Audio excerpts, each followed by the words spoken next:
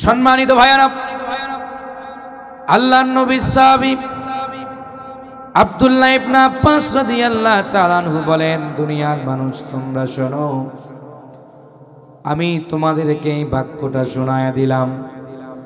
বাক্যটা এমন হলো, যদি কোনো বান্দা রাতের বেলায় প্রাতঃবেলায় কোরআনে কারীমের তরজমা শোনার জন্য, তরজমা বোঝার জন্য আরামের ঘুমকে হারাম করে ঘর থেকে বের হয়ে যায়, হাঁটি হাঁটি পা পা করে কোরআনে কারীমের আলোচনা শোনার জন্য যেই বান্দাগুলো পাগল হয়ে যায়, আল্লাহ রাব্বুল আলামিন ওই বান্দার আমল নামায় শুধু নেকি দেন না, ওই বান্দার বাবা মা আত্মীয় স্বজন যদি কবরে যায়, তাদের কবরের ভিতরে আল্লাহ রাব্বুল আলামিন কোরআনের সওয়াব রিজানি করেন।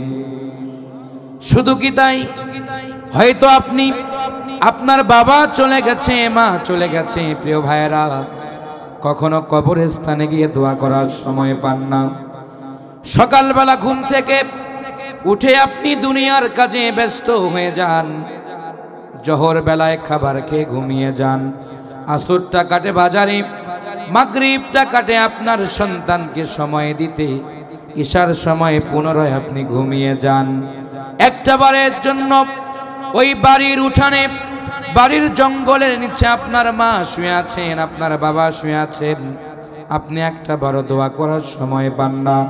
যদি একটা দিন আরামের ঘুমকে হারাম করে রাতের বেলায় যদি কোরআন শুনতে পারেন, আল্লাহ রাব্বুল আলামিন বলে, বান্দারে, কোরআনে কারীম শোনার কারণে তোর বান্দা বান্দি হিসাবে মাফ করে দিয়া তোর বাবা মা আত্মীয় স্বজনের কবরে আমি আল্লাহ কোরআনের সওয়াব পৌঁছিয়ে দেই। আল্লাহ রাব্বুল আলামিন বলছেন, ওয়াল্লাযীনা ইয়াবিতুনা লিরাব্বিহিম সুজদান ওয়া কিয়ামা। আল্লাহু আকবার। আল্লাহ রাব্বুল আলামিন বলছেন, যেই বান্দা রাতের বেলায় দাঁড়িয়ে দাঁড়িয়ে কিয়াম করে সিজদা দেন, তার রবকে ডাকেন। আল্লাহ বলেন, বান্দারে, যখন এই হাত তুলে আমার ডাকো, আমি আল্লাহ সঙ্গে সঙ্গে তোমার ডাকে সাড়া দিয়ে দেই। আল্লাহ রাব্বুল আলামিন বলছেন, বান্দা, দরজাটা বন্ধ করলাম, লাইটটা অফ করে দিলাম, জানালাটা বন্ধ করে দিলা, বান্দারে, কেউ তোমারে দেখে না।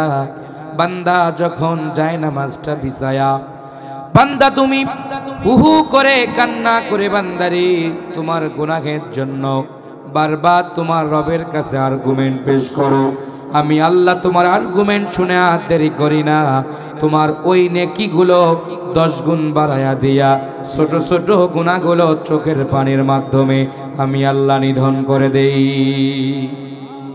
প্রিয় ভাইয়ারা, এতটুকুন সময় যদি আমরা কোরআনে কারীমের পিছনে ব্যয় করতে পারি, সেই মহান সত্তা যিনি ওয়াদা করেছেন জান্নাতের, ওই জান্নাত পাবো। শর্ত হলো আল্লাহকে ভয় করার দরকার আছে না নাই? আপনি যখন রাতের বেলায় দাঁড়িয়ে কিয়াম করলেন, রবকে ডাকলেন আর বললেন, আল্লাহ, আমার মতো গুনাহগার জমিনে কেউ নাই, এত পরিমাণ গুনাহ হয়েছে রব্বুল আলামিন, আপনি ছাড়া আর কেউ নাই, আপনি মনে মনে তাওবা করে ফেললেন। আল্লাহ রাব্বুল আলামিন সেই কথা বলছেন, ইন্নামাত তাওবাতু আলাল্লাযীনা ইয়ামালুনাস সুআ বিজাহালাতিন সুম্মা ইয়াতুবুন। আল্লাহু আকবার। আল্লাহ রাব্বুল আলামিন বলছেন, মানুষ গুনাহ করে এবং গুনাহের পরে বান্দা যখন নীরবে নিবৃতে তার তাওবা করে নেয় আর বলে, ফিরে আসলাম আল্লাহ, গুনাহ মাফ করে দেন, হে মুনিব, এ সপ্তাহ, আল্লাহ রাব্বুল আলামিন বলে, বান্দারে, যখন এই এমন কথা মুখে উচ্চারণ করো, বান্দা, আমি আল্লাহ ঠিক থাকতে পারি না, আমি আল্লাহ তোর আমল নামার গুনার জায়গায় গুনাহগুলো মাফ করে দিয়া নেকির জায়গায় 10-10টা গ্রেস মার লাগায়া তোরে আমি ধন্য করে দেই। হয়তো আজকে আমরা কোরআন শুনি না, কি হবে আলোচনা শুনে এমন বক্তব্য ইউটিউবেও পাওয়া যায়, ইউটিউবের বক্তারাও এমন আলোচনা করেন, এইটা ধারণা ভুল। উস্তাদের সামনে মূল কিতাবের দার্স যখন নিবেন এক প্রশান্তি, আর মোবাইলের মধ্যে বুখারী শরীফ করবেন তার আর এক প্রশান্তি।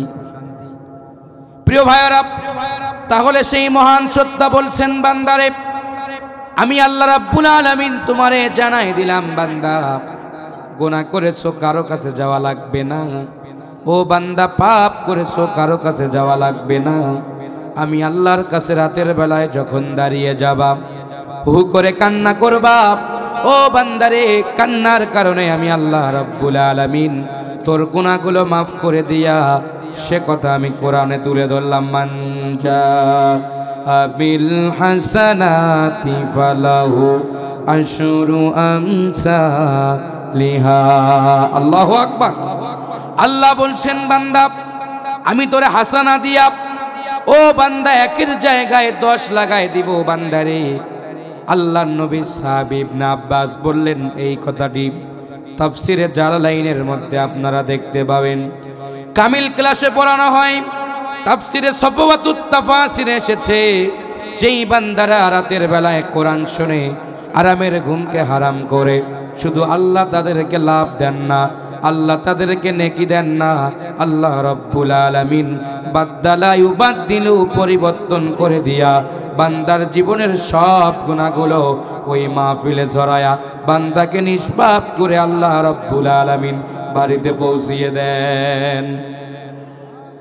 প্রিয় ভাইয়েরা আমার, এটা সেই মহান কিতাব, মহাবিশ্বের মহাবিশ্বয় শ্রেষ্ঠ কালাম।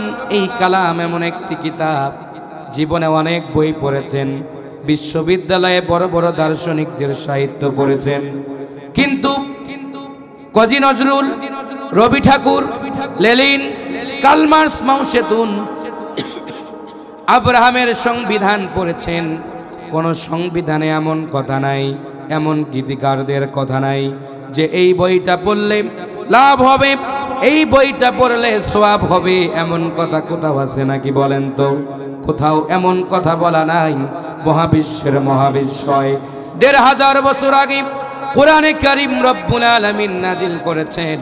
সেই কিতাবের মধ্যে আল্লাহ রব্বুল আলামিন জানিয়েছেন, বান্দারে এই কোরআন যদি পড়ো, জিরো থাকা ঈমান তোমার হিরো হয়ে যাবে, আর ঈমানের পাওয়ার বৃদ্ধি হয়ে তুমি মুমিন হয়ে আমার জান্নাতে চলে যাবে। হাদিস শুনাই প্রিয় ভাইয়েরা, ও সিরাজগঞ্জের মানুষেরা দিলটা নরম করেন। ইবনে আব্বাস থেকে বর্ণনা আসলো, একটা মানুষ রাস্তায় চলতে গিয়ে যদি মারা যায়, তার মউতটা সাধারণ মউত হয়ে যায়। গাড়ি চাপায় যদি মারা যায়, অ্যাক্সিডেন্টে মারা যায়, তার মউতটা সাধারণ মউত হয়ে যায়। কিন্তু আল্লাহর নবী সাহাবী ইবনে আব্বাস তিনি বললেন, যখন কোনো বান্দা কোরআন শোনার জন্য নিয়াত করে, ওই মাহফিলের মঞ্চ পর্যন্ত পৌঁছাতে পারে না, আল্লাহর ডাকে সাড়া দেয়, অ্যাক্সিডেন্টে মারা যায়, যে কোনো কায়দায় দুনিয়ার সফর শেষ করে, ওই ব্যক্তি সাধারণ কোনো থাকে না, সাধারণ ব্যক্তি থাকে না, ওই ব্যক্তির মর্যাদা আরশে আজিমে মালিকের কাছে শহীদের দরজা পেয়ে যায়। প্রিয় ভাইয়েরা আমার, সেই কিতাব, যেই কিতাব ধরলে সওয়াব, মানলে সওয়াব, যেই কিতাব পড়লে সওয়াব, যেই কিতাবের আলোচনা শুনলে সওয়াব, কথা কোন ঠিক কিনা? আল্লাহ রাব্বুল আলামিন সুন্দর করে জানাই দিয়েছেন, বান্দারে তুমি তো তোমার জীবনটাকে দুনিয়ার হেলায় খেলায় কাটায়া দিচ্ছ। আজ বেলা ভাই মদ খেয়ে নাও, কাল নিশীতের ভরসা কই, চাঁদনি জাগিবে যুগ যুগ ধরে, আমি তো আর অবনাশই। ঢালো মদ মিঠাও পিয়াসা, কি হবে বক্তব্য শুনে, আজ যদি ঘুম না পারি কালকে আমার কি হবে? প্রিয় ভাইয়েরা, জীবনের যদি মৌতের যদি কোনো গ্যারান্টি থাকতো, যা আজ আমি মরব না 2041 সালের আগে, ঠিক কিনা? 41 পর্যন্ত বাঁচব, যা করার তাই করে নিলাম, কখনো মরব না, এমনটা যদি হতো কতই না ভালো হতো। কিন্তু কোরআনে কারিমে সেই মহান সত্তা ডাক দিয়া বলছেন, বান্দারে ফাইন্নাহু মুলাকিকুম সুম্মা তুরাদ্দুনা ইলা আলিমিল গায়বি ওয়াশ শাহাদা। জোরে কোন আল্লাহু আকবার। আল্লাহ পাক বলছেন, বান্দা মৃত্যু তোমার পিছন দিক থেকে আক্রমণ করবে না বান্দারে, মৃত্যু তোমার সামন দিক থেকে মোলাকাত করবি, ঠিক কি না? সামন দিক থেকে যখন আসবি, আইনামা তাকুনু ইউদরিকুমুল মাউতু ওয়ালাউ কুনতু ফি বুরুজিম মুশাইয়াদা। 1 মিনিটও লড়বে না, 1 মিনিটও চড়বে না, কম হবে না, বেশি হবে না। আল্লাহ রাব্বুল আলামিনের হুকুম পাওয়া মাত্র হয়ে পাকড়াও করে নিয়ে যাবেন। আর মৃত্যুর মালিক আর জিন্দা রাখার মালিক কে? হয়তোবা আজ আপনি কোরআন শুনলেন, কিয়ামতের ময়দান যেদিন কায়েম হয়ে গেল, মানুষেরা 1 ফোঁটা নেকির জন্য পাগল পারা হয়ে গেল। মানুষ দৌড়ে গেল ঈসার কাছে, ঈসা বললেন যাও মুসার কাছে, মুসা বললেন যাও ইব্রাহিমের কাছে, ইব্রাহিম বললেন যাও হারুনের কাছে। কেউ যেদিন 1 ফোঁটা নেকির জন্য নবীরা পর্যন্ত ইয়া নাফসি বলবে, সেই কথা আল্লাহ রাব্বুল আলামিন 1500 বছর আগে কোরআনে কারিমে কোট করে দিয়েছেন। বান্দারে যেই দিন মহাপ্রলয়, সেই দিন এমন একটা দিন, ইয়াউমা ইয়াফিরুল মারউ মিন আখিহি ওয়া উম্মিহি ওয়া আবি ওয়া সাহিবাতিহি ওয়া বানি। আপনজন আপনজনকে ভুলে যাবে, নেতা তার নেত্রীকে ভুলে যাবে। তার দৃষ্টান্ত হলো ভাইরা 24 জুলাই 5ই আগস্ট বিপ্লব শুরু হলো, 36 দিন যুদ্ধ হলো, ছাত্ররা জীবন দিল, শহীদ হলো, লাশের স্তূপ হয়ে গেল, ঠিক কিনা? যেদিন প্রধানমন্ত্রী হাসিনা যেদিন দেশ থেকে পালায় গেল, ওই দিন ছোট নেতাগুলোর একটা বার খবর নেয় নাই। এটাই তার দৃষ্টান্ত। কিয়ামতের ময়দানে কেউ কাউরে চিনবে না। পীর সাহেবের হাজার হাজার মুরিদ, পীর সাহেব বলবে আমার কোনো মুরিদ না। প্রধান বক্তা বলবে আমি 1000 মাহফিল করেছি, জীবনে হাজার হাজার শ্রোতা ছিল। শ্রোতারা বলবে হুজুর বক্তব্য দিয়েছিলেন, আজ একটু সুপারিশ করেন, জান্নাতে যাব। বক্তা বলবে আমি বক্তা ছিলাম না, তক্তা ছিলাম। শাইখুল হাদিস বলবে না না না, পীর বলবে না, যে স্ত্রীর জন্য আপনি ঘুমাতেন না, যে স্ত্রী আপনার জন্য ঘুমাতো না, প্রিয় ভাইরা, ওই স্ত্রী পর্যন্ত বলবে আমার তো বিয়ে হয় নাই, আমি তো স্বামী গ্রহণ করি নাই। কেউ কারো জন্য সেই দিন হবে না। সেই দিন আল্লাহ রাব্বুল আলামিন এজলাসের চেয়ারে বসে নবীজিকে বলবেন, নবীজি আপনি কান্না করেন না। আল্লাহ রাব্বুল আলামিন সেই দিন ডাক দিবেন, লিমানিল মুলকুল ইয়াউমা লিল্লাহিল ওয়াহিদিল কাহ্হার। বলো আজ রাজত্ব কার, বলো আজ রাজত্ব কার বান্দারে। দুনিয়ায় দাম্ভিকতা, দুনিয়ায় অহংকার, ক্ষমতার গরম, টাকার গরম, রক্তের গরমে বান্দারে জমিনটারে ফাটায় দিতে চাইছিলা, এমন ভাবে বক্তব্য দিয়েছিলা, আলেমরা সবাই খুনি, তুমি অনেক ভালো, ঠিক কিনা? কিন্তু বান্দারে আজ এই দিনে আমি আল্লাহ রাব্বুল আলামিন কারো কথা শুনবো না, কারো একটি সুপারিশ গ্রহণ করব না। বান্দারে আজকের এই দিনে আমি আল্লাহ ডাক দিলাম, ইয়াউমা নাদউ কুল্লা উনাসিম বিইমামিহিম। আল্লাহু আকবার। আল্লাহ বলবেন সব দলের নেতাদেরকে নিয়ে আসো। তোমরা যেই দলের নেতাদেরকে আনুগত্য করেছিলা, সেই দিন কোনো নেতায় সামনে যেতে চাবে না, কারণ একমাত্র পাপের বিষয় জানেন কে? প্রিয় ভাইয়ারা, এই চরিত্র যদি আল্লাহ ফাঁস করতেন, আর গুনাহের কথা যদি আল্লাহ গুনাহের কারণে শরীর দিয়া যদি দুর্গন্ধ বের হতো, কেউ আজ আমাকে প্রধান বক্তা করতেন না।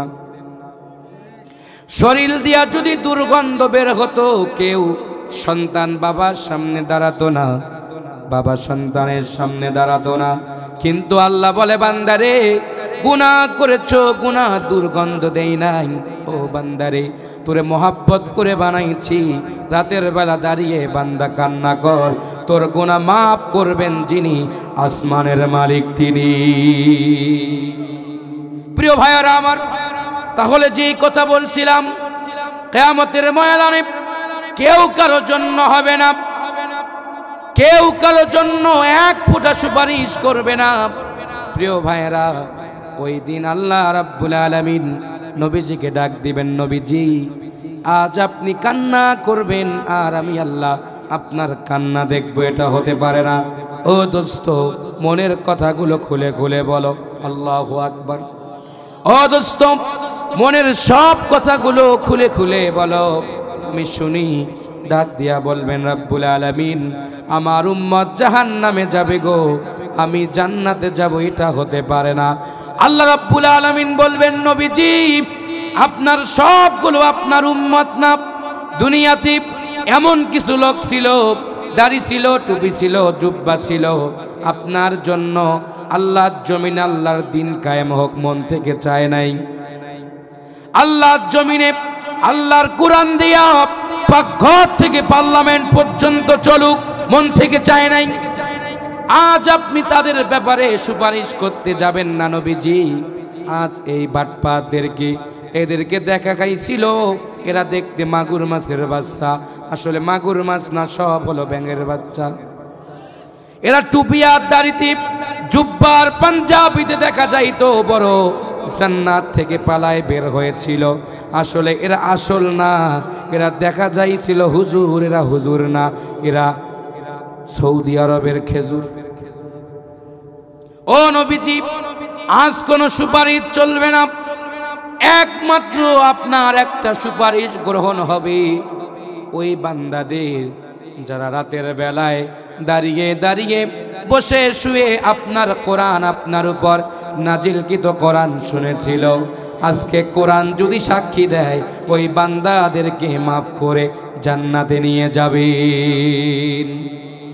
সেই দিন আল্লাহর কোরআনের জবান খুলে যাবে, বলতে পারেন কি কথা বলছেন হুজুর, কোরআন কথা বলতে পারে নাকি? হ্যাঁ, কোরআন কথা বলতে পারে। আল্লাহ রাব্বুল আলামিন এই কোরআনে কারিমের ভিতরে এমন কোন তথ্য, এমন কোন উপাত্ত বাদ দেন নাই। সায়েন্সের কথা বলেছেন, ফিজিক্সের কথা বলেছেন, কেমিস্ট্রির কথা বলেছেন, সোশ্যোলজির কথা বলেছেন, মেডিকেল সায়েন্সের কথা বলেছেন। আল্লাহু আকবার।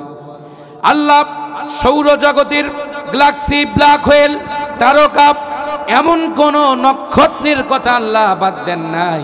আল্লাহ রাব্বুল আলামিন এই 114টা সূরার মধ্য দিয়া আল্লাহ রাব্বুল আলামিন গোটা বিশ্ববাসীর কল্যাণের জন্য পুরা পিকআপটা কোরআনে কারিমে টেনে আল্লাহ রাব্বুল আলামিন জান্নাতের কিতাব বলে কোরআনকে সংবর্ধনা দিয়েছেন। বলেন সুবহানাল্লাহ। বলতে পারেন কোরআন কেমনে কথা বলে? আসুন তো কোরআন কেমনে কথা বলে সেই আলোচনা শুনে আমাদের মূল আলোচনায় চলে যাই। কোরআনে সূরা আছে কয়টা?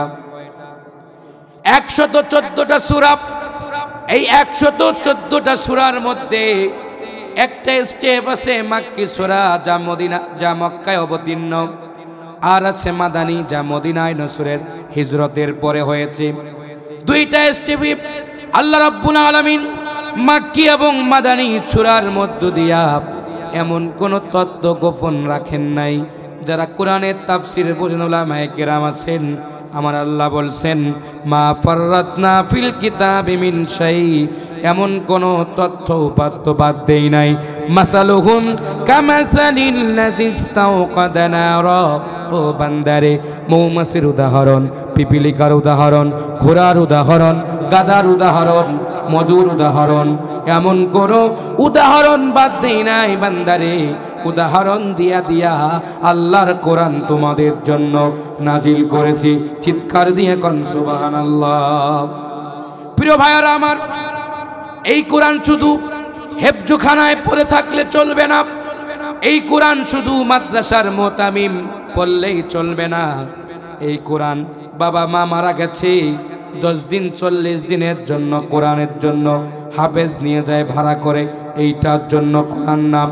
কোরআন আসলেন, এই কোরআন পৃথিবীতে আগমনের একটি মাত্র কারণ হলো বিশ্ববাসীর কল্যাণের জন্য।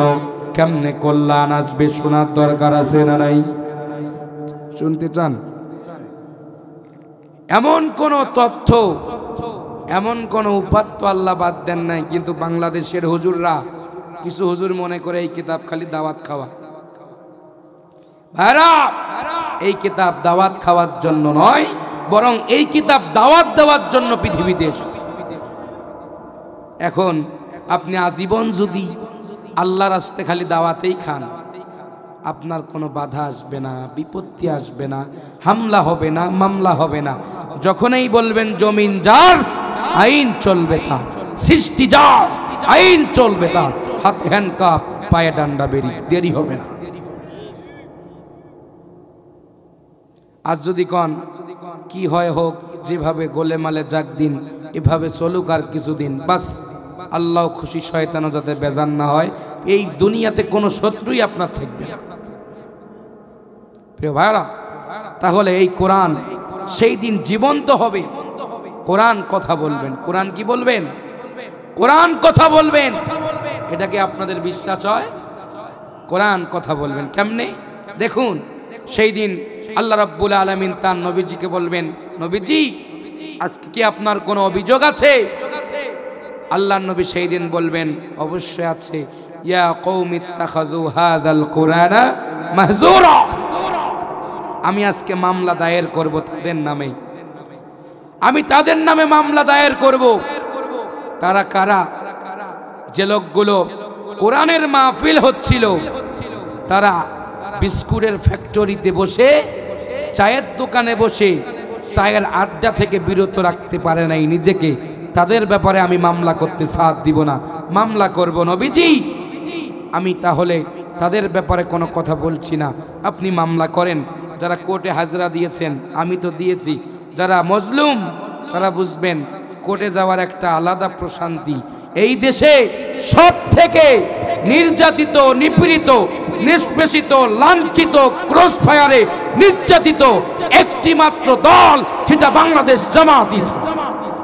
ছাত্র শিবির আর জামাত এদেশের সব থেকে নির্যাতিত হয়েছে। প্রিয় ভাইরা, আপনারা আকীদা নিয়ে কথা বলেন, আকীদা ঠিক হবে, আগে আল্লাহর কোরআন ইমারতে ইসলামের জন্য জায়গা মতে বসান। 24 ঘন্টা লাগবে না, 24 সেকেন্ডেই আকীদা ঠিক করে কাঁধে কাঁধ মিলিয়ে আমরা কাজ করব। পাস করলি কিসের খাড়া টুপি, আর কিসের ফাড়া জুব্বা, আর কিসের লম্বা জুব্বা। এই দিকে হুজুররা ঘুতাঘুতি ঠেলাঠেলি করতে, ওই দিকে ইসকনের মতো সন্ত্রাসী দল আমার কক্সবাজারের, চট্টগ্রামের সাইফুদ্দিন আলিফকে কুপিয়ে কুপিয়ে হত্যা করেছে।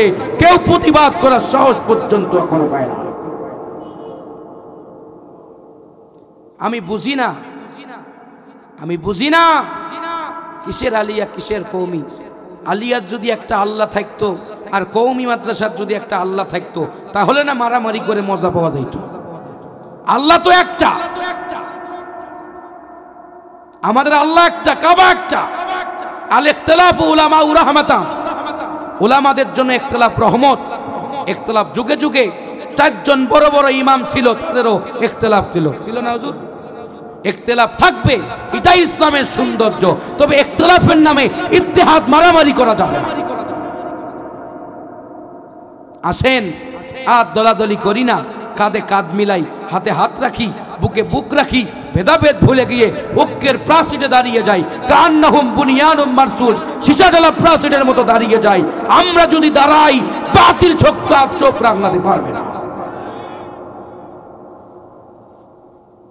বাংলাদেশের মুসলমান সারা জীবন করে অকামার কুকাম, কবরে যাবার পরে কইবে আল্লাহ আমারে বাঁচান। আল্লাহ কয় তুই ছিলি বাঁকা, কবরে আইসো একা, খাবি এবার শেখা, ও ফেরেশতারা কবরে আইছে কারা? বলে আল্লাহ কোরআন মানে নাই যারা, ইকামতে দিন করে নাই তারা। আল্লাহ কবে ধর লাগা লাথিয়ার চর, সুতরাং জাহান্নামে ঢুকাই দিয়া জরিমানা আদায় কর। আল্লাহ বলবেন মা আগনা আন্নি মালিয়া হালাকা আন্নি সুলতানিয়া খুদুহু ফাগুল্লু সুম্মাল জাহিমা সাল্লু। আল্লাহ বলবেন সিরাজগঞ্জে ওই যে আপনাদের পোল গাড়ে না, পোল গাড়ে না, কারেন্টের থাম্বা গাড়ে না, গাড়ার সময় শক্তি না, ওই জোর হলো না, হ্যাঁ সেটা আল্লাহ বলবে ফেরেশতা খুজুহু ফাগুল্লু সুম্মাল জাহিমা সাল্লু, গলায় দড়ি বাঁধো আর আস্তে আস্তে টানো, ও জোর হলো না। ফেরেশতাও সেদিন টানবে। আপনি কি মনে করতেছেন হাসির খোরাক দিচ্ছি না? জাহান্নামের একটা সাপ যদি এই জমিনে একবার নিঃশ্বাস ছাড়ত, এই পৃথিবীতে আর কোনো ফসলি জমি থাকতো না, সব একদম পুরে তামা তামা হয়ে যেত। প্রিয় ভাইরা, আপনারা মনে করছেন যে এই রঙের দুনিয়া, রঙিন চশমা পরে আমি ঘুরতেছি, কে আমারে ঠেকায়? না, যেতে হবে। এটাই বিধির অবিনশ্য সংবিধানের চিরন্তন ফয়সালা। Everybody shall taste of death, কুল্লু নাফসিন যায়কাতুল মাউত। মরতে হবে। সিরাজগঞ্জের বিখ্যাত বক্তা, সারা দেশ যিনি কাঁপাতেন, রেজাউল করিম কাউসারি, চিনেন না? এই কাউসারি হুজুর রাহিমাহুল্লাহ, আল্লাহ তার কবরটারে জান্নাতের বাগান বানাক। যখন এই ঠান্ডার মৌসুমে সিরাজগঞ্জে আসি, এই বেটার এমন দাপট ছিল, সারা দেশ যাকে চিনত। কাউসারির একটা ডেট নেওয়ার জন্য বিভিন্ন জেলার মানুষেরা সিরাজগঞ্জে যে থাকতো, থেকে দেখা করে ডেট নিয়ে যেত। তিনি যদি চাইতেন, তিনি যদি শুধু হায়াত যদি লাইসেন্স করা যেত, তিনি সিরাজগঞ্জের পৌরসভার মেয়রের কাছ থেকে হায়াত লাইসেন্স করে নিত যে আমি 40-41 না, যতদিন মন চায় থাকবো, মরবো না। পাইতেন কি না? সিরাজগঞ্জের মন্ত্রী না এমপি নাসিম সাহেব, কি পাওয়ার! এই নাসিম সাহেব বলছিল, আরে পুলিশ গুলি চালাও না কেন, গুলি চালাও, কি হয় হোক আমাকে থাকতে হবে। সে নাসিমও দুনিয়ায় থাকে নাই, তাকেও চলে যাওয়া লাগছে।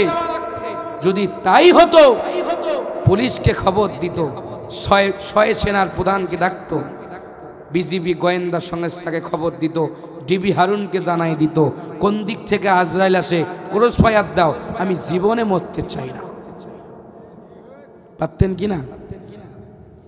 কিন্তু খাঁচার ভিতর অচিন পাখি কেমনে আসে যায়, পাখি কেমনে আসছে আর কেমনে বের হইছে নাসিম সাহেবও জানে না, মতিয়া চৌধুরীও জানে না, মির্জা ফখরুলও জানবে না, জামাতের আমির ডক্টর শফিকুরও জানবে না।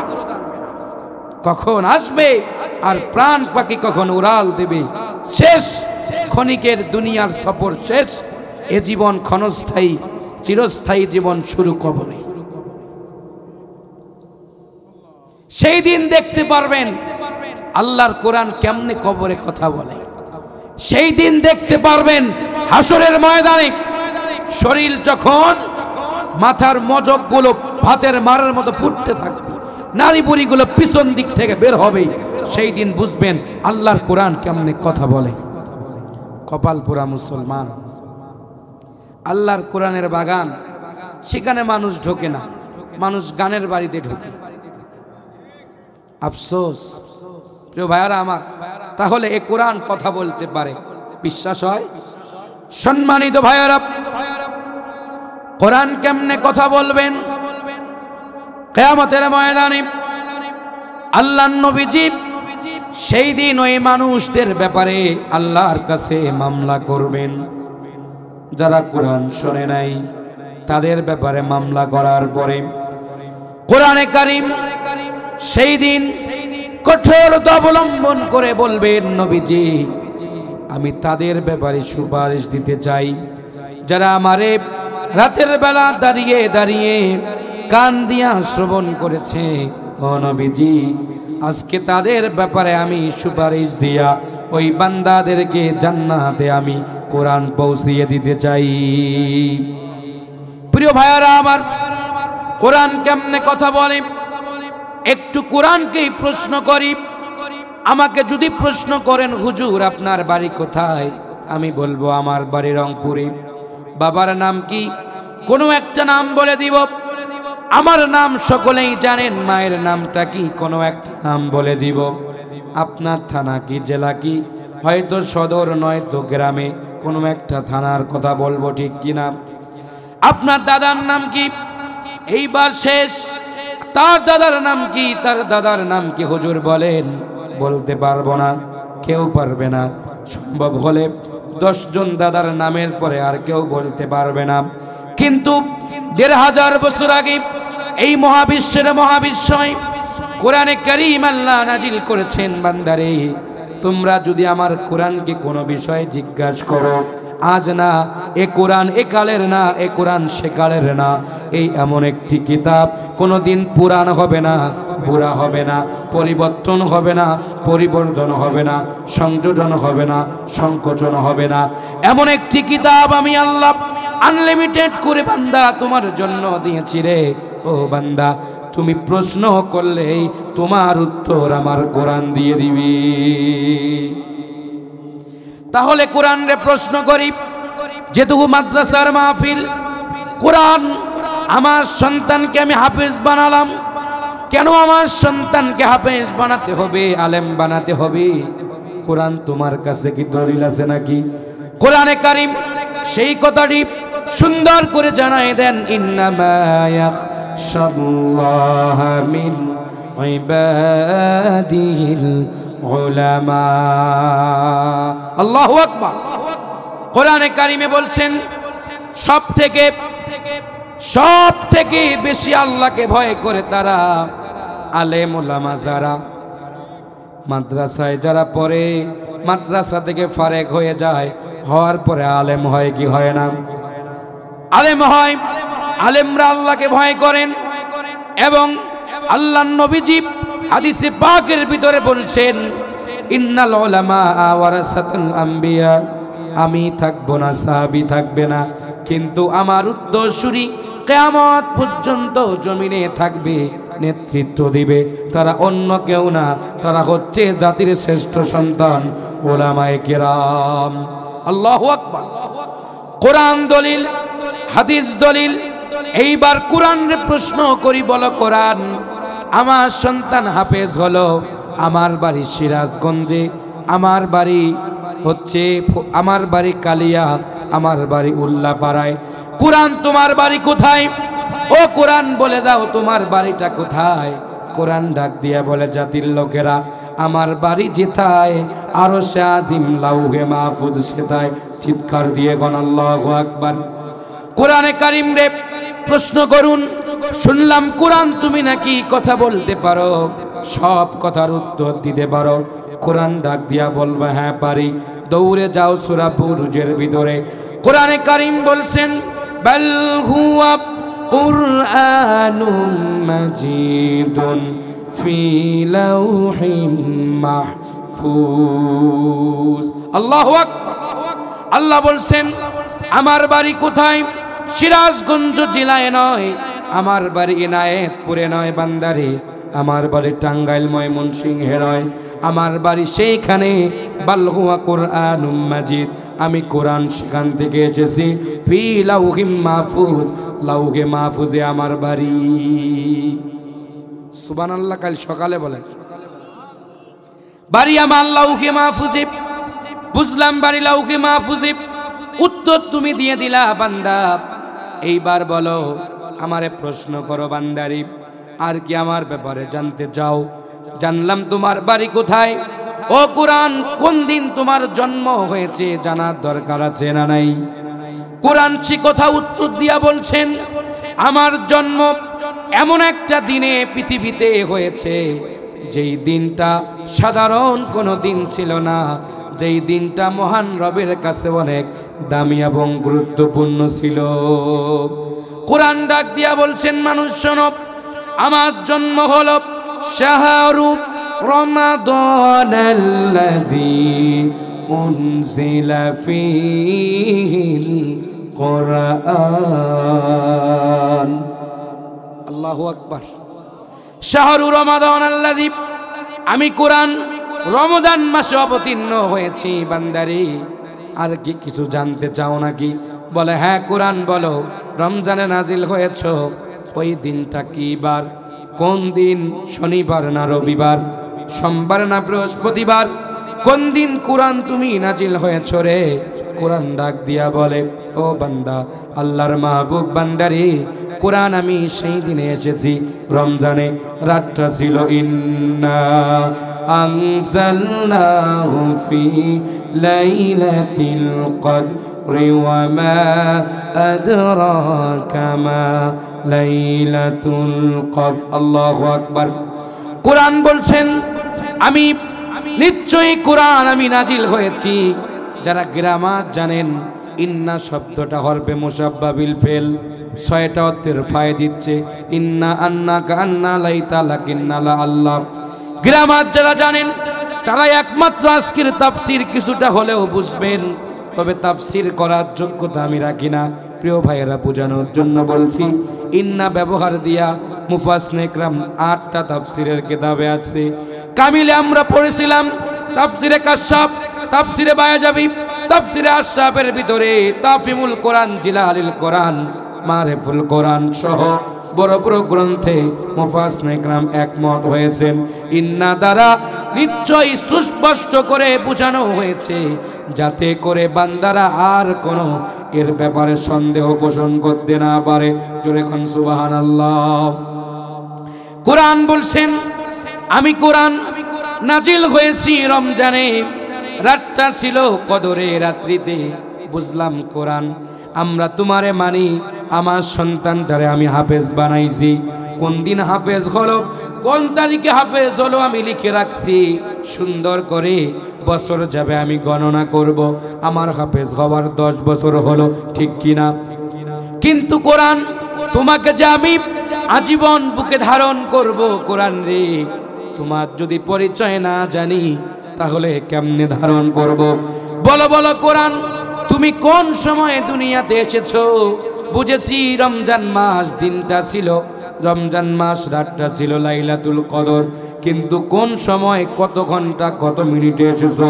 কোরআনে কারীম ডাক দিয়া বলছেন সূরা কদরের শেষের দিকে, কোরআন ডাক দিয়া বলছেন, তানাজ্জালুল মালাইকাতু ওয়ার রূহু ফিহা বিইذনি রাব্বিহিম মিন কুল্লি আমরিন সালামুন হিয়া হাত্তা মাতলাইল ফাজর। আল্লাহু আকবার। কোরআন বলছেন, আমি কোরআন এমন সময় অবতীর্ণ হয়েছি বান্দারি, সেই সময়টা ছিল ফজরের রাত্রি, সুবহে সাদিকের সময়। কোন সময়? যেই সময় বিশ্ব নবীজি 2 টুকরো শুকনো খেজুর আর হালকা কিছু পানি নিয়ে গারে হেরায় ধ্যান করলেন। মিটি মিটি আলো নাই, চাঁদের কিরণ নাই, মোমবাতির আলো নাই, হেরিকেন নাই, সোলার নাই, বৈদ্যুতিক বাল্বের কোনো ব্যবস্থা নাই। আল্লাহু আকবার। বিশ্ব নবীজির শত্রু ঘরে পিছনে, সামনে বাহিরে শত্রু আর শত্রু। তিনি বিশ্ববাসীর কল্যাণের জন্য 2 টুকরো শুকনো খেজুর আর কিছু পানি নিয়া নবীজি গারে হেরায় চলে গেলেন। আল্লাহর নবীজি ধ্যান করতেছিলেন, হঠাৎ করে সুবহে সাদিকের অন্তিম মুহূর্তে আসমান জমিন বরাবর লোক এসে বিশ্ব নবীকে জানায় দেন, নবীজি ইকরা বিসমি রাব্বিকাল্লাযী খলাক। নবীজি আপনি পড়ুন আপনার রবের নামে, read the name of your Allah, যিনি আপনাকে সৃষ্টি করেছেন। জোরে কোন সুবহানাল্লাহ। আমার কথা বুঝতেছেন? বোঝা যাচ্ছে? আর বেশিক্ষণ না, 10 মিনিট। প্রিয় ভাইয়ারা আমার, বাবাজিরা দিলের কান লাগান। যে কথা বলছিলাম, কোরআন কথা বলতে পারে কি পারে না? আরো জোরে কোন পারে কি পারে না? কোরআন কথা বলতে পারে, কোরআন সব কিছু করতে পারে, কিন্তু আমরা কোরআনরে যে চক্ষু দিয়া দেখি এই চক্ষুগুলোই ভালো না। যারা ভালো চক্ষু দিয়া কোরআন দেখে তারা কোরআনের মজা পায়, আর যারা কোরআন ভালো চক্ষু দিয়ে দেখে না তারা মজা পায় না। কোরআন বললেন বারিয়াম আল্লাহুকে মাহফুজিব, আসলাম আমি রমজানে, সময় ছিল কদরে রাত্রি, নাজিল হলাম ফজরে। এইবার কোরআন তোমার কাজ কি শোনার দরকার আছে না নাই? কোরআন ডাক দিয়া বললেন ওয়াতাসিমু বিহাবলিল্লাহি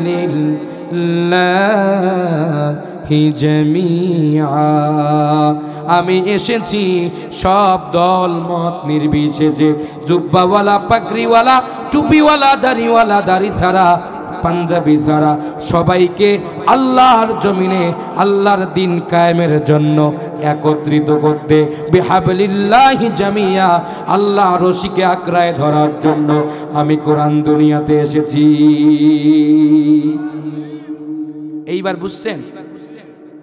কোরআন বললেন আমি সবাইকে এক করার জন্য আসছি।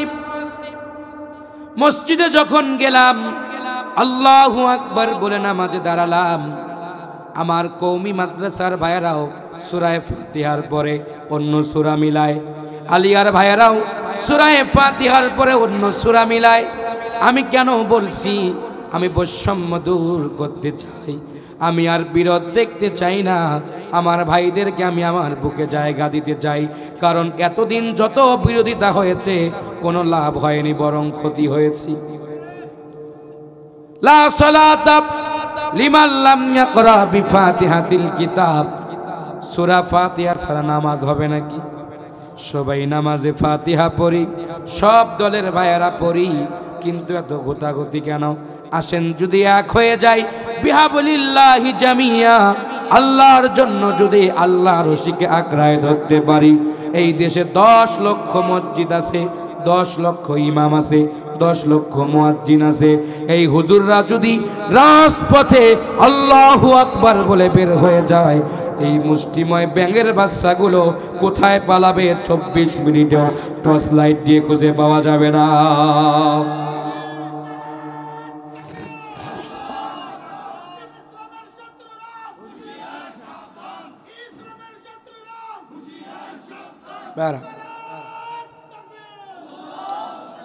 কষ্ট পাইলেন নাকি? কথার ভিতরে কোনো ভেজাল আছে? ফরমালিন আছে? 10 লক্ষ হুজুর যদি একটা ব্যানারে দাঁড়ায়, সামনে যদি আমাদের বড় বড় মুরব্বীদেরকে আমরা দেই, এদেশে যেমন শাইখুল হাদিসের সন্তান শাইখুল হাদিস আল্লামা মামুনুল হক, এদেশের সিংহ পুরুষ ছিলেন মরহুম মাগফুর জুনায়েদ আল হাবিব রাহিমাহুল্লাহ, মরহুম মাগফুর শাহ আহমদ শফি রাহিমাহুল্লাহ, এদেশের 20 শতাব্দীর শ্রেষ্ঠ ওয়াইজ বক্তা মুফাসসির শহীদ আল্লামা সাইদি রাহিমাহুল্লাহ। এদের মতো মুরব্বী যারা এখনো আছেন, তাদেরকে যদি সামনে দেই, সিরাজগঞ্জে এক ব্যানারে আলিয়া, কওমি হেফাজত, তবলিগ, চরমনাই সবাই যদি খেলাফত এক কাতারে শামিল হয়ে যায়, আমার বিশ্বাস 24 ঘন্টায় মোষওয়ালাদের মোষ খুলে যাবে, বাংলায় থাকতে পারবে। কিন্তু আফসোস, আমাদের কেউ কয় দল্লিন, কেউ কয় জল্লিন, কেউ কয় আমিন জোরে, কেউ কয় আমিন আস্তে। পিঁপড়া দেখছেন আপনারা? পিঁপড়ার কিন্তু সামনে একটা বড় লিডার থাকে, সেই রকম চেহারা। ওই পিঁপড়া যেদিকে অনুসরণ করে যায়, ওতে যায় যদি মরেও যায় বাকিগুলা তাও যাবে, কিন্তু নেতার পিছু ছাড়বে না। কিন্তু আমরা কোন নেতারে ফলো করব? যে নেতারেই ফলো করি 2-1টা হাত দিয়ে তোবা পাওয়ার পরে ফতোয়া ঘুরাই দেয়। কথা কয় না ভাইয়ারা? কষ্ট হয় নাকি? তাহলে কোরআন জীবিত না মৃত? জীবিত। দলিল পেয়েছেন? কোরআনেই বলছে যে আমি কোরআন, কোথা থেকে এসেছি, কোথা থেকে আসলাম, বাড়ি কোথায়, কোন জেলায়, কোথায় থাকি, কোরআন সব বলছেন প্রিয় ভাইরা। তাহলে এই কোরআন কিয়ামতের দিন আপনার আমার নামে মামলা করতে পারবে কি পারবে না? অবশ্যই পারবে। কোরআনের মামলা খাওয়া থেকে আমরা কতই না চালাক। ট্রাফিক যদি গড্ডার মোড়ে বসে থাকে, ট্রাফিকের ভয়ে হেলমেট পরি, লাইসেন্সটা হাতে রাখি, না থাকলে 6 কিলোমিটার ঘুরে কড্ডায় রোডে আসি। কথা কন না? ট্রাফিকের ভয়ে হেলমেট পরেন, আপনার কাগজপাতি পকেটে রাখেন, না থাকলে 6 কিলোমিটার ঘোরেন। দুনিয়ার ট্রাফিকের মামলায় হয়তো জরিমানা হবে 3500, আর কোরআন যদি একবার মামলা দেয়, পৃথিবীর কোনো আইনজীবী নাই সে মামলা খারিজ করতে পারে। কি একটা জীবন, কি একটা সময়! আজ আছে কাল নাই। হায়াতের জিন্দেগি এমন চাকতির মতো, ঘুরতেই জীবনের সব শেষ। আপনি এখনই মরেন, কাল থেকে আপনাকে আর কেউ আব্দুল করিম বলে ডাকবে না। কি বলবে জানেন? বলবে যে লাশটা দ্রুত নিয়ে আসেন, সিরাজগঞ্জের কবরস্থানে দাফন করেন। আপনার নাম মুছে যাবে, যশ মুছে যাবে, খ্যাতি মুছে যাবে। আপনার শুধু মানুষ বলবে লাশ আর লাশ, আপনার নামটা মুছে গেল। আপনার টাকা পয়সা আর কেউ দেখবে না। মানুষ সেই দিন আপনাকে বড়ই পাতা আর গরম পানিতে গোসল দিয়া, দুনিয়ায় কত দামি দামি সাবান ইউজ করতাম, সেদিন আপনাকে একটা সাবান দিবে না, একটা সাবান 2 টুকরো করবে। 2 টুকরো করবে, সে সাবানটার দাম মাত্র 25 টাকা, হুইল সাবান। সেইটা দিয়ে আপনাকে গোসলের পরে, লবণ কাঠি লাগানোর পরে, হয়তো কানে তুলা দিয়ে, নাকে তুলা দিয়ে, ওই মসজিদের খাটিয়া থেকে, মসজিদের মাইক থেকে অ্যালাউন্স হবে, আগামীকাল সকাল 8টায় আব্দুর রহিমের জানাজার, দয়া করে সকলে আসবেন। ওই খাটিয়াটার মধ্যে সুন্দর করে আপনাকে চকলেটের মতো পেঁচাইয়া, ওই সেলাইবিহীন জামা আপনাকে পরিয়ে ওই কবর বাড়িতে আপনাকে নিয়ে যাবে। দুনিয়ায় আমাদের বেডরুমে একটু ময়লা থাকলে আমরা বারবার ঝাড়ি, কতবার না সেই বেডরুমটা পরিষ্কার করি। সেই দিন কাদা ঝোপঝাড়ি, সাপ বিচ্ছু যেখানে বসবাস করে, সে জায়গায় আপনাকে রেখে আসবে। 4 জন 4টা মোহরি হাত দিয়া ধরে এভাবে আপনাকে চকলেটের মতো পেঁচা। কত দামি দামি জামা সব আপনার আলমিরায় পরে থাকবে, কত সুগন্ধি আপনার ড্রয়ারে পরে থাকবে। আপনাকে কাঁধে করে এই লাশটা নিয়ে যাওয়ার পরে যে খাটিয়াতে আপনাকে তুলবে, সে খাটিয়া থেকে শিক্ষা দিচ্ছে, আব্দুর রহিম আমি খাটিয়া নিরপেক্ষ, এখানে জামাত ইসলামের লোক চরে, বিএনপির লোক চরে, তাবলিগের ভাইও চরে, চরমনায়ের মুরিদও চরে, আমি খাটিয়া নিরপেক্ষ, সবাইকে বহন করি। লাশটা নিয়ে গিয়ে লাশ দাফনের পরে মানুষ তখন আপনাকে এইভাবে হাতে ধরে নামাবে। বন্ধু বান্ধব তাকায় তাকায় দেখবে, আহা দোস্তর সাথে গত রাতে কতই না মজা করলাম, কতই না আড্ডা দিলাম। আহা দোস্ত, তুই যাবি তো একটা বার আমাকে বলে যাইতে পারতি, তুই যে আজকে মারা যাবি, কাল কেন বললি না? স্ত্রী হাউমাউ করে কাঁদবে, স্বামী তুমি যাবা আমি জানি না। লাশের পাশে এসে সন্তান আব্বা আব্বা বলে চিৎকার দিল, আব্বা তো আর শুনবে না। মেয়েটা মা মা বলে চিৎকার দিবে, শুনবে না। আপন আপন জন কাঁদবে, আপনি দেখবেন না, কান্নায় দিশেহারা আত্মহারা হয়ে যাবে। এইবার খাটিয়ার লাশ নিয়ে ঝোপঝাড়ে গেল, লাশটা নামাচ্ছি। যারা নামাবে তারা বলছেন বিসমিল্লাহি ওয়া ফি সাবিলিল্লাহি ওয়া আলা মিল্লাতি রাসূলিল্লাহ।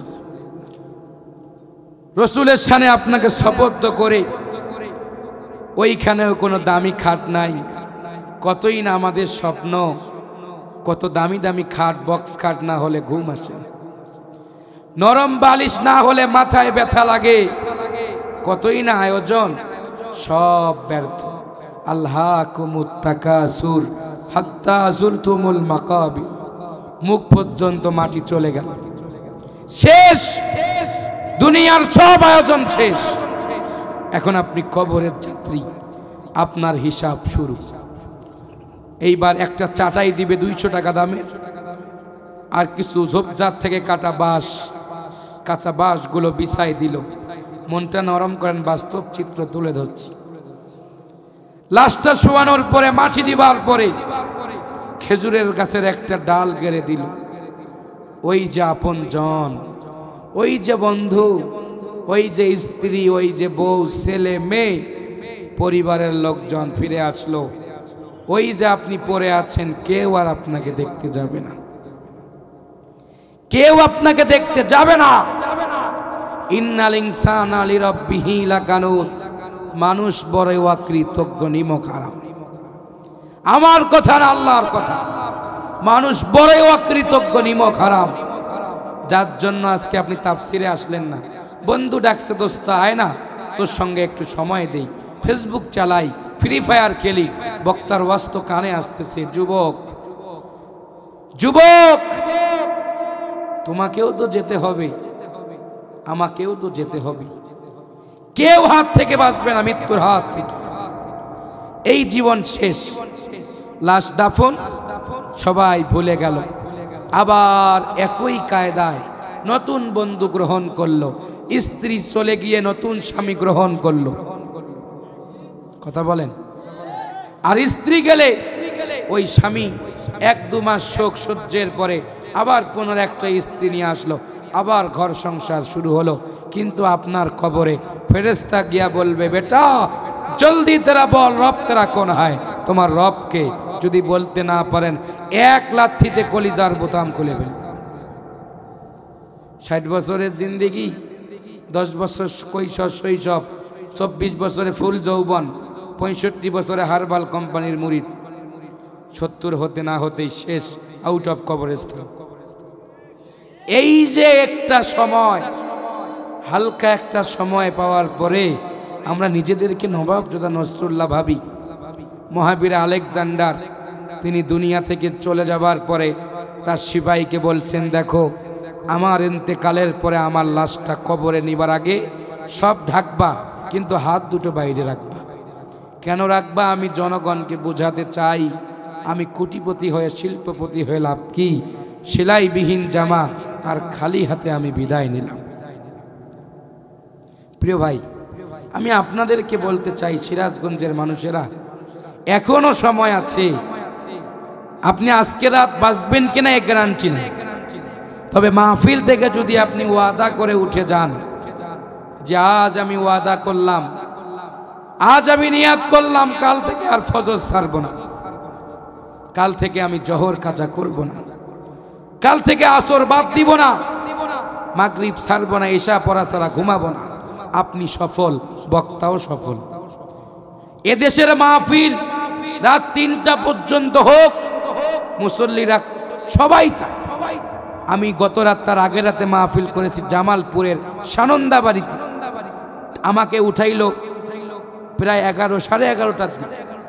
3টা, সাড়ে 3টা পর্যন্ত বিয়ের বাড়ির মতো মানে উমধুম খাওয়া দাওয়া চলছে। ফজরে আল্লাহর কসম, আল্লাহ সাক্ষী, আমি হিসাব করেছি 11 জন মুসল্লি, তার মধ্যে আমি একটু যুবক, আর বাকিগুলো সব দাড়ি পাকা, একদম কাঁপতেছে শীতে। ওয়াজ শুনলো 30,000 লোক, মসজিদে মাত্র 11 জন মুসল্লি। ওই ওয়াজের আমি খেতা পড়ি। ওই ওয়াজ দিয়ে জাতির কোনোদিন কপালের পরিবর্তন আসবে না, আসবে না, আসবে না। ওই ওয়াজ দিয়ে জাতির পরিবর্তন আসবে।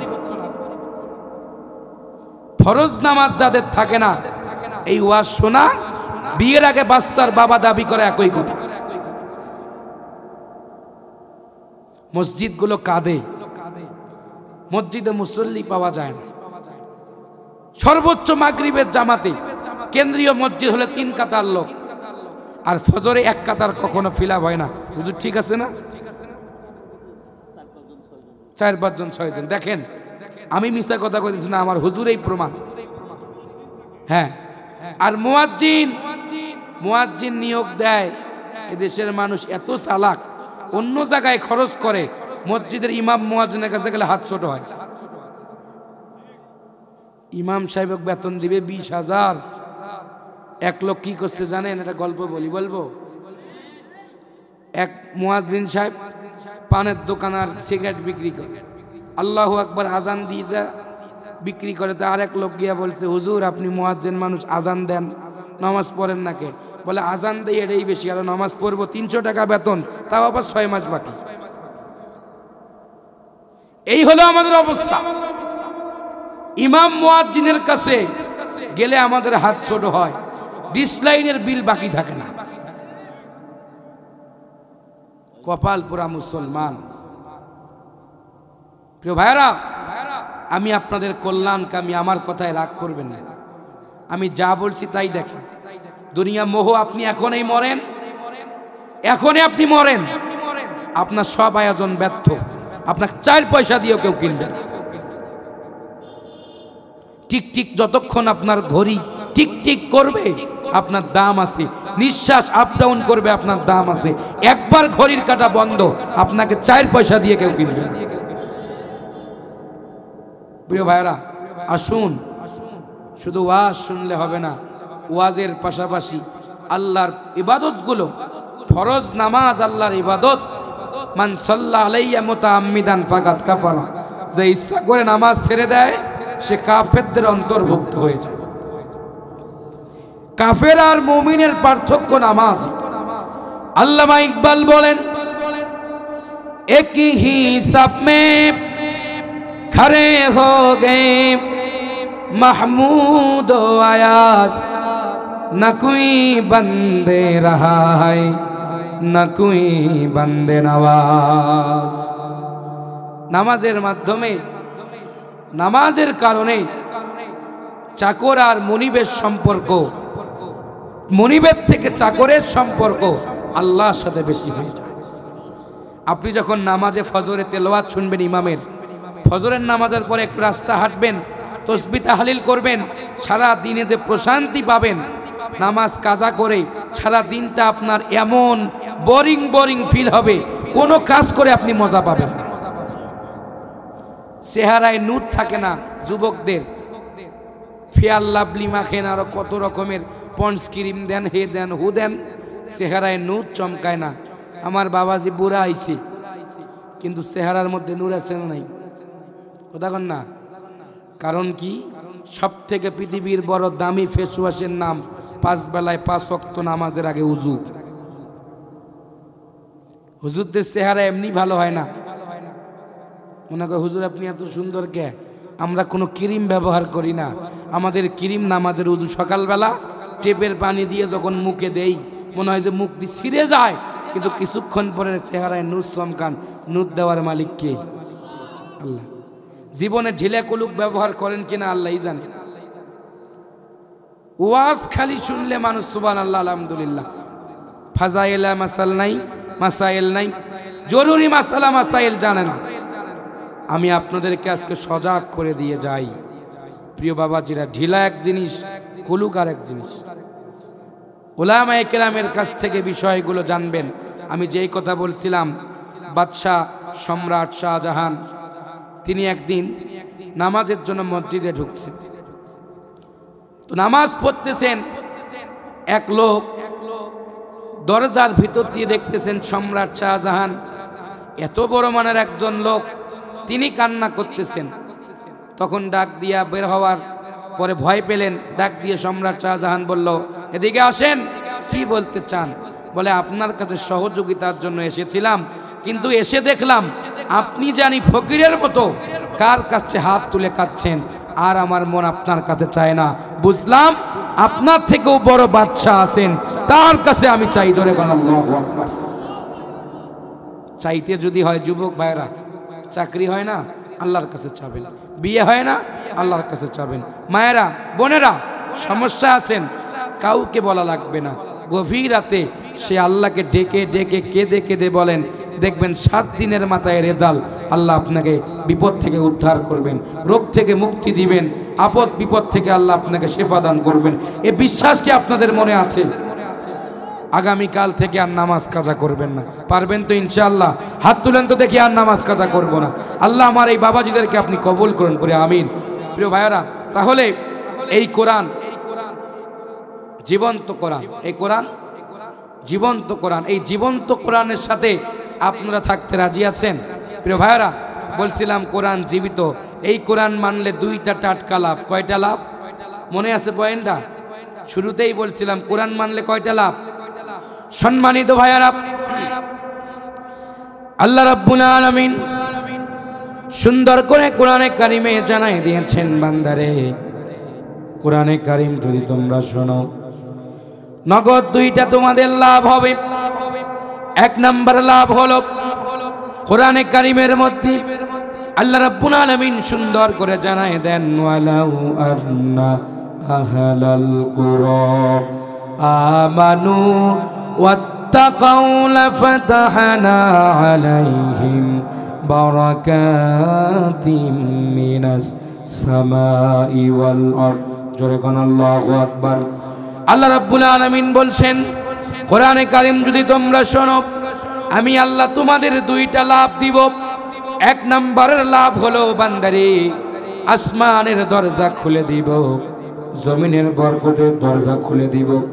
প্রশ্ন থাকতে পারে, কেমনে আসমানের দরজা খুলবে হুজুর, কেমনে জমিনের বরকতের দরজা খুলবে হুজুর? একটু আলোচনা শোনায়া দেন, বুঝায়া দেন, শুনবেন কি আপনারা? আসমানের দরজা এভাবেই খুলে। প্রিয় ভাইয়ারা, আল্লাহর নবীজি তার 63 বছরের জিন্দেগিতে সব থেকে মারাত্মক একটা যুদ্ধে অংশগ্রহণ করেছিলেন। সেই যুদ্ধের সংখ্যা, মুসলমানদের সংখ্যা ছিল অতি কম, কিন্তু কাফেরদের সংখ্যা ছিল বেশি। সেই যুদ্ধের নামটা কি? ইসলামের প্রথম যুদ্ধ বদরের যুদ্ধ। 313 জন মুজাহিদ নিয়ে আল্লাহ রাসূল যখন রওনা করলেন, বিশ্বনবী সাহাবীদের প্রশিক্ষণ নাই, তেমন কোনো অস্ত্র শস্ত্র নাই, কাফেরদেরকে ঘায়েল করবে। আবু জেহেল তখন ক্ষমতায়, বিনা ভোটে আবু জেহেল ক্ষমতায় এসেছিল। এ দেশেও আমরা 16 বছরে দেখেছি বিনা ভোটের বহু নেতা ষাটের কলাট করে ঘুরত। হাজী সাহেব কবরে, মামলা হইতো উপরে। হাজী সাহেব মদিনায়, মামলা হইতো বাংলায়। সিরাজগঞ্জে হত্যা হলে উল্লাপাড়ায় শিরোনি অভিযান চলত। জন্ম ছিল 78-এ, হঠাৎ করে সিরাজগঞ্জের হাইকোর্টে সাক্ষী দিল 71-এ। কথা কয় না? মৃত্যু মানুষের ভোট দেখছি, বেগুনির বদলে কুমড়ানি আর খেজুরের বদলে বড়াই, আর জাতিকে বড়াই আর খেজুরের বক্তব্য দিয়া, শুকনা মরিচ তাজা করার ফজিলত দিয়া এ দেশটাকে নমরুদের দেশ বানার সূক্ষ্ম পরিকল্পনা হাতে নিয়েছিল। বাপের মূর্তি দিয়া দেশটাকে একদম লেড়াবেড়া করেছে। কিন্তু জনগণ 2 মিনিট হাতে সময় পাবার সাথে সাথে নমরুদের যেমন মূর্তি ইব্রাহিম ভেঙে তৌহিদ প্রতিষ্ঠা করেছিলেন, এদেশের সোনা তৌহিদি যুবকরা, বৃদ্ধরা সবাই কাঁধে কাঁধ দিয়ে 2 মিনিটে সব মূর্তিগুলোকে মাটির সাথে মিশিয়ে দিয়েছে। প্রিয় ভাইয়ারা আমার, আল্লাহর নবীজি সাহাবীদেরকে নিয়ে রওনা করলেন। অস্ত্র নাই, শস্ত্র নাই, বড় কোনো গাধা ঘোড়াও নাই। কি আর থাকবে ক্ষমতায় না থাকলে? যা ছিল হাতে চাই নিয়ে রাসূল রওনা করলেন। আবু জেহেল গাঠি টানলেন, মুহাম্মদকে চিরতরে বিদায় করে দিব। আল্লামা ইকবাল বলছেন, শিকওয়া জব জবে শিকওয়ার ভিতরে तौहीद की अमानत सीनों में हमारे, मुनकर नहीं मिठाने जो नम निशारे हमारे। तौहीদের প্রতি যদি অবিচল থাকে কোন জাতি, সে জাতিকে কখনো আল্লাহ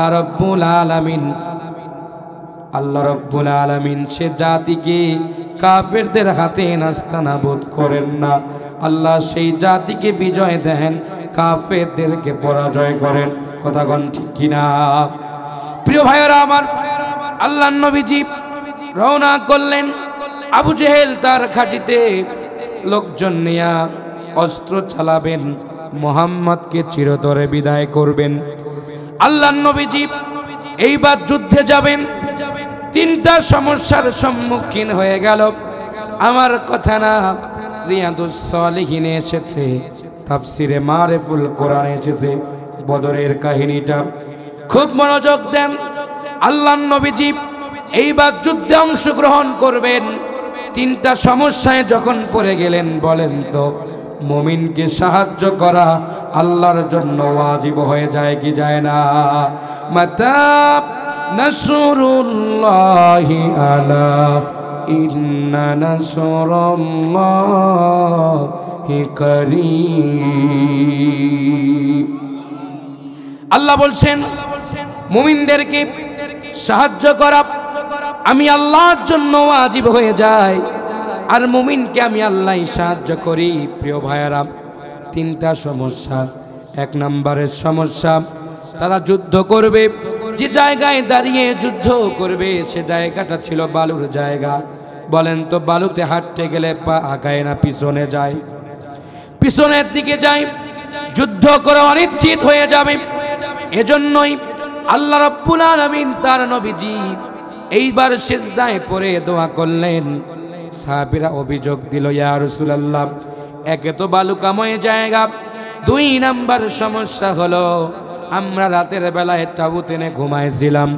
অধিকাংশ সাহাবীরা যুবক থাকার কারণে রাতের বেলায় নাইট প্রেসার হয়েছে। আমরা যৌবনকালে যেটাকে স্বপ্ন দোষ বলি, রাতের বেলায় ম্যাক্সিমাম সাহাবীদের ইহতিলাম হয়ে গেছে, নাইট প্রেসার হয়ে গেছে, গোসল ফরজ হয়ে গেছে, পানি নাই। ওই বালুকাময় জায়গায় পানির দরকার। সমস্যা কয়টা? তিনটা। কয়টা? তিনটা সমস্যা।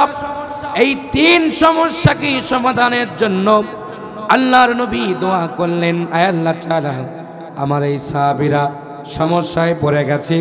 ওইদিকে আবু জেহেল আমাদেরকে তীর ছুঁড়তেছেন, কামান দিয়া গোলা বারুদ দিয়া মারার ষড়যন্ত্র করতেছেন। আল্লাহ রাব্বুল আলামিন নবীজিকে জানাই দিলেন, নবীজি আমি আল্লাহ ওয়াদা করে দিয়েছি মুমিনদেরকে আমি বিজয় দেব, মুমিনদেরকে আসমান থেকে সহযোগিতা করব, টেনশন নাই। ওয়ালা তাহিনু ওয়ালা তাহজানু ওয়া আনতুমুল আ'লাউনা ইন কুনতুম মুমিনিন। জোরে কোন আল্লাহু আকবার। আল্লাহ বলছেন ভয় করো না, হতাশ হয়ে যেও না, দুঃখিত হইও না, চিন্তিত হইও না রে। ও নবীজি আমার দোস্ত সাহাবীদেরকে ধৈর্য ধরতে বলেন, আমি আল্লাহ কাতারে কাতারে ফেরেশতা দিয়া বাতিলদেরকে পরাজয় করে মুমিনদেরকে বিজয় দিয়া দিব। সমস্যা তিনটা, এক বৃষ্টিতে তিনটা সমস্যা সমাধান হয়ে যাবে। আল্লাহ নবীজি দোয়া করলেন।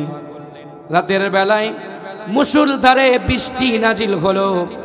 আবু জেহেলের জায়গাটা ছিল এঁটেল মাটি, আবু জেহেলের জায়গাটা ছিল পিছলা মাটি। কি বলেন আপনারা?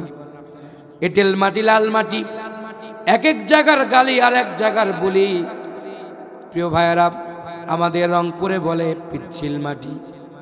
এইবার সেই পিচ্ছিল মাটিতে যখন বৃষ্টির পানি পড়ল, একসঙ্গে বৃষ্টি আসলো জোরে। আল্লাহ রাব্বুল আলামিন মুহাম্মদ তার দোস্তর জায়গায় বৃষ্টির পানি হালকা হালকা করে দিয়া আবু জেহেলের জায়গায় এমন জোরে পানি দিয়ে দিলেন, জায়গাটা পিচ্ছিল হয়ে গেল। গুলি করা তো দূরের কথা, যত এগোতে চায় তত পিছনের দিকে যায়। জোরে কোন আল্লাহু আকবার। প্রিয় ভাইয়েরা আমার, সিরাজগঞ্জের মানুষেরা কান লাগান। এইবার যখন বিশ্বনবীর জায়গায় পানি পড়ার পরে বালুকাময় জায়গা শক্ত হয়ে গেল, যুদ্ধ করার মতো একটা পরিবেশ তৈরি হলো, জায়গাটা প্লেস হয়ে গেল, সুন্দর হয়ে গেল। আল্লাহর নবীজি সাহাবীদেরকে বললেন, সাহাবীরা রে, গোসল যেহেতু তোমাদের ফরজ হয়েছে, তোমরা কি করো, তাঁবুর এক কর্নারে গোলাকার করে রাখো, সেই জায়গায় পানি জমাট হবে, সেই পানি দিয়া গোসল করবা, আর ওই পানি খেয়ে শক্তি সঞ্চয় করে বাতিলদের সঙ্গে লড়াই করবি। প্রিয় ভাইয়ারা, ওই দিনটা ছিল 17ই রমজান। কত রমজান? 17ই রমজান। এইবার বলতে পারেন হুজুর শুনলাম বদরের ওয়াজ, দিনটা ছিল রমজান মাস, কেমনে তারা পানি খাইলো? আল্লাহ রাব্বুল আলামিন নবীজিকে জানায় দেন, নবীজি আজকে রোজা করার দরকার নাই, লা ইউকাল্লিফুল্লাহু নাফসান ইল্লা উসআহা। ও নবীজি আজকের দিনে আপনি রোজা ভাঙেন, সাহাবীদেরকে ভাঙতে বলেন, পোটলার ভিতরে যা আছে সবগুলো খান, আর ওই পানি খান, শক্তি সঞ্চয় করেন, যদি বেঁচে থাকেন পরে এই রোজাটাই আপনি করে দিবেন। আল্লাহু আকবার। তাহলে আল্লাহর জমিনে আল্লাহর দিন কায়েমের জন্য বাসর ঘরের স্ত্রীও ছাড়তে হয়, ফরজ গোসলও ছাড়তে হয়। ওই আল্লাহর জমিনে দিন কায়েমের জন্য ঘোষণা যদি আসে, ফরজ রোজা ছেড়ে বাতিলের সঙ্গে লড়াই করতে হয়। প্রিয় ভাইরা, এইবার এক পৃষ্ঠেতেই 3টা সমস্যার সমাধান হলো। বলেন তো আসমানের দরজা খুলছে কি খোলে নাই? সবাই কথা কয় না? আসমানের দরজা এমন ভাবে খুলে গেল, আল্লাহর নবীজি সমস্যা থেকে পরিত্রাণ পেয়ে গেলেন, আর আবু জেহেলের সমস্যা দিন দিন বাড়তে লাগলো। ঠিক একই কায়দায় আমাদের সমাজের নব্য আবু জেহেল, লেডি আবু জেহেল ছিল, যে আবু জেহেল জুলাই বিপ্লবের 5 আগস্টে পিছনে রাস্তা দিয়া দিল্লিতে গেল। আল্লামা সাইদি বলছিলেন 16 কোটিতে নাড়া দিবে, মামু বাড়ি দিল্লি গিয়া পড়বা, কোথাও জায়গা হবে না। ঠিক 50 বছর আগের কথা আজ 100 মিলে গেছে। আমরা তো 16 বছর নির্যাতন নিপীড়ন খেয়েও কতই না মায়ের খেয়েছি, গাজীপুরে হামলা মামলা খেয়েছি ছাত্র শিবির করবার কারণে, কিন্তু দেশ থেকে পালাই নাই। আমি মরলে আমার হুজুর ইনি আছেন, হয়তো জানাজারটা করে লাশটা বাড়িতে দিবেন, কিন্তু আপনি এমন জায়গায় পালাইছেন যেখানে ঠাকুর ছাড়া আর কিছু নাই, শুধু ঠাকুর আর ঠাকুর, জয় শ্রীরাম ছাড়া কপালে মনে হয় জানাজার জুটবে না। আলেমের বিরুদ্ধে যাইও না, ঘর পুড়লে ছাই পাওয়া যায়, কপাল পুড়লে কিচ্ছু পাওয়া যায় না। যারা আলেমের বিরুদ্ধে গেছে তাদের পরিণতি ভয়ঙ্কর দুনিয়াতে হয়েছে। চট্টগ্রামের জেনারেল মনু আহমেদ জানাজার কপালে জোটে নাই, তিনি হুজুরের বিরুদ্ধে গেছে, বোরকা পালায় ইন্ডিয়ায় যা মারা গেছে। এখনো যারা এই বাতিলদের দোষর আছো, তওবা করে ফিরে আসো, তা না হলে জানাজার কপালে জুটবে না। ভাইরা কষ্ট পাচ্ছেন নাকি? হ্যাঁ, আমি যে বক্তব্য নিয়ে আসছিলাম সে বক্তব্য ছিল একদম 100%, কিন্তু লোক দেখে বক্তব্যের মোড় ঘোরাই দিছি। যাব আমি উল্লাপাড়ায়, যাচ্ছি এনায়েতপুরে। আল্লাহ তাআলা আমাদেরকে বদরি সাহাবীদের মতো কবুল করুন, পড়ে আমিন। প্রিয় ভাইরা, এইবার যুদ্ধের ময়দানে আমি বাকি আলোচনা করব না, মুনাজাত দিব। করব, শুনবেন আপনারা। আল্লাহ নবীজি বিনা ভোটের মক্কার সিটি মেয়র আবু জাহিল তিনি বললেন যে এই সিয়াজ ছাড়া যাবে না, মুহাম্মদের কত লাশ পরে পড়ুক এটা আমি দেখতে চাই না, কত মারা যায় যাক। এই বাংলাদেশের 24-এর লেডি ফেরাউন তিনিও চাইছিলেন হেলিকপ্টার দিয়া লাস্ট ফিনিশিং দিয়েছেন যুবকদের হত্যার মাধ্যমে। তবে ক্ষমতা চিরস্থায়ী নয়, ক্ষমতা থেকে বিচ্যুত করে আল্লাহ এদেশ থেকে অন্য দেশে হিজরত করে পিছনে রাস্তা দিয়ে পালিয়েছে। লিপস্টিক দেওয়ারও সুযোগ হয় নাই, লিপস্টিক দেওয়ারও সুযোগ হয় নাই। গণভবনের রাজহাঁস পাতিহাঁস, কেউ খরগোশ, কেউ শাড়ি, কেউ মশারি, আরো কেউ পেটিকোট ব্লাউজ, যে যা পায় হাতে ব্যাগ গুণ নিয়ে নিছে। কথা কয় না? নেবার পরে জনগণ সুইমিং পুলে গোসল দিয়ে বলতেছে আজীবনের গোসল আইজ দিয়ে দিলাম। কথা কয় না? প্রিয় ভাইয়ারা, বহু জ্বালাইছো, বহু জ্বালাইছো, আবার মাঝে মাঝে কয় টপ করে কিন্তু আসবো। টপ করে আইছো, আয়না ঘর তোমার জন্য পরিষ্কার করা আছে, শুধু স্প্রে মেরে তোমারে ঢুকাই দেব, ওই জায়গায় তুমি জিকির করবা, হালকায় জিকির। পৃথিবীতে কেউ স্থায়ী হয় না, হোক না সে হাসিনা কিবা এরশাদ, কেউ ভাবে বাংলায় রয় না, কেউ ভাবে বাংলায় রয় না। কোন স্বৈর শাসক পতনের পরে মাথা উঁচু করে দাঁড়াতে পারেনি। আমি দুঃখের সাথে বলছি, গত সিজনে আমার মাহফিল ছিল বেলকুচি থানা থেকে 1/2 কিলোমিটার গিয়ে। আমার গাড়ি ঠিক, আমি ঢাকা থেকে মাহফিল করে আসতেছিলাম সায়েদাবাদ, চিনেন না? সিরাজগঞ্জের সায়েদাবাদে দুর্বৃত্তরা আমার গাড়ি হামলা দিয়ে আমার ঠিক এই জায়গা বরাবর এত বড় একটা ইট দিয়ে মারছিল। আমার কোনো অপরাধ ছিল না, তারা আগে থেকেই সিদ্ধান্ত নিয়েছিল আমার অপরাধ আমি বাংলাদেশ ইসলামী ছাত্র শিবির করি। আমি মাহফিল করে আসতেছিলাম, তারা গাড়ি আটকায়া ঠিক এই জায়গায় মারাতে আমি সেন্সলেস হয়ে গেছি। আমার সঙ্গে তখন রাজশাহী বিশ্ববিদ্যালয়ের এক ভাই ছিল, রেদওয়ান নাম, তিনি হচ্ছেন রাজশাহী বিশ্ববিদ্যালয়ের আইন বিভাগের একজন ছাত্র। আমি এবং আমার সফর সঙ্গীকে তারা মেরেই ফেলতো। আমার গাড়ির প্রত্যেকটা গ্লাস তারা চূর্ণ বিচূর্ণ করে দিয়েছে এবং অসুস্থ শরীর নিয়ে আমি সেই মাহফিলে অ্যাটেন্ড করেছি। কথা বলতে পারি নাই। কি যে একটা সময় আমরা পাড়ি দিয়েছি। তবে এখনও যে আমরা নিরাপদে আছি তা না।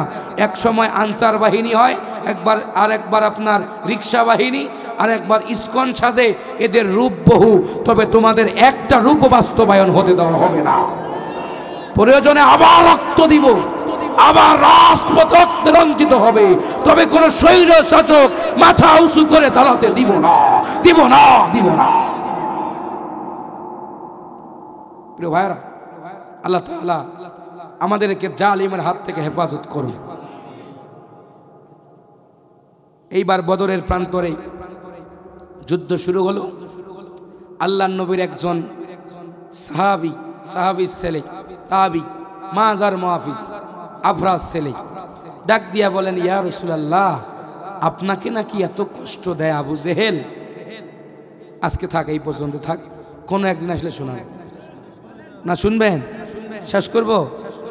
মদিনার আফরাজ ছেলে মাজার মুহাফিজ বলে, ইয়া রাসূলুল্লাহ, আপনাকে এত কষ্ট দেয়, আপনি খালি অনুমতি দেন, অনুমতি দেন।